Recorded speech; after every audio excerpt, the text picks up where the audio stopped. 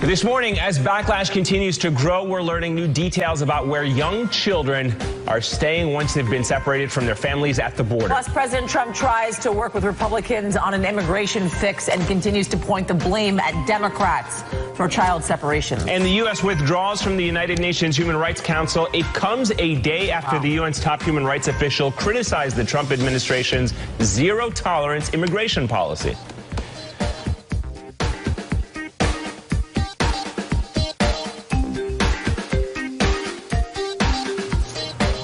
Good morning, everyone. It's Wednesday, June 20th. I'm Ayman Mohideen alongside Yasmin Vasugian in Lewisburg-Dwarf.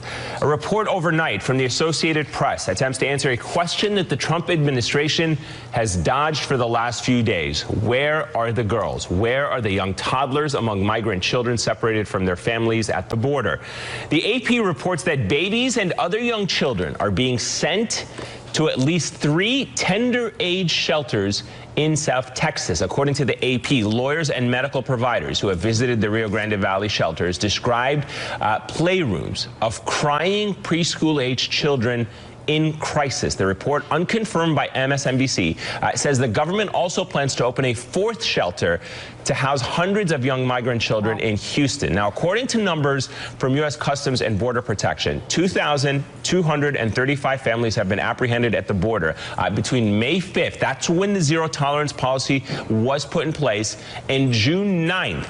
Among the more than 4,500 family members were 2,342 children who were then designated as unaccompanied. Yesterday, the former head of U.S. Immigration and Customs Enforcement told NBC's Andrea Mitchell that some migrant family separations will end up being permanent. How are these families supposed to get back together? Yeah, don't forget that just 2 weeks ago, HHS revealed they lost track of 1,500 kids that were inside the United States. Now you have to keep track of both the kids and the parents. I can tell you from experience that it's more difficult than it sounds. The parents end up on one track, the child ends up on another track. If they don't reunite these kids with their parents right away, what can happen is the kids will be stuck here in the United States for years, guardians will be appointed, and the parent will be down in Honduras or Guatemala with no idea where their child is and no meaningful way to reunite. All right, meanwhile, the current acting director of ICE, Thomas Homan, would not defend the administration's actions as a humane policy.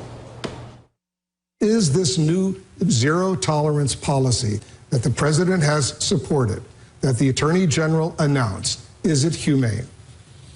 I think it's the law. As a law enforcement, it may be the law, look, it's the policy, but is it humane? I think it's the law, and I'm law enforcement. I must follow the law. Wow. So President Trump went to Capitol Hill late yesterday, meeting with House Republicans for nearly 45 minutes. Speaker Paul Ryan began the closed-door session by discussing the GOP's compromise immigration bill that had just been filed. But President Trump spoke briefly about immigration and then ran through a number of topics, including what he called the hoax Russia investigation, North Korea, the cost of jet fighters, trade, and mocking recently defeated Congressman Mark Sanford before he returned to immigration. Sources in the room say Trump said he is, quote, 1,000% with them to pass a sprawling immigration bill. And he told them that the burden for getting citizenship would be significant and that it would be linked to the construction of the border wall. Quote, you have to work. Then after 10, 12, maybe 13 years, you have a chance to become a citizen, Trump went on. So you're talking 12, 13 years out. And then you don't even get a green card until the wall is built. So this is an incentive to get the wall built.